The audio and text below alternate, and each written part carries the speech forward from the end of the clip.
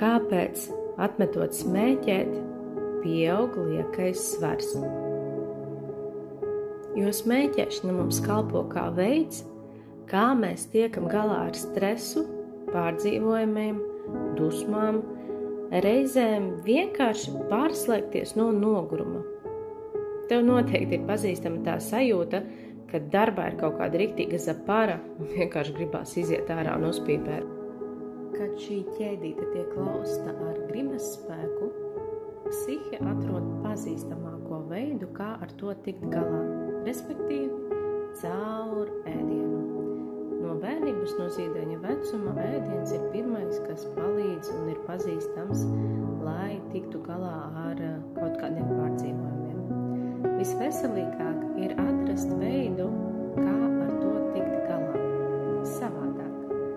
Tas var būt sports, hobiji, pastaigas gaisā, meditācijas, jebkas, kas var palīdzēt tev tikt galā ar savām sajūtām, vientulību, rūpēm, raizēm, stresu, spriedzi vai kādu citu lietu, kas tev nomāca. Es varu tev palīdzēt atrast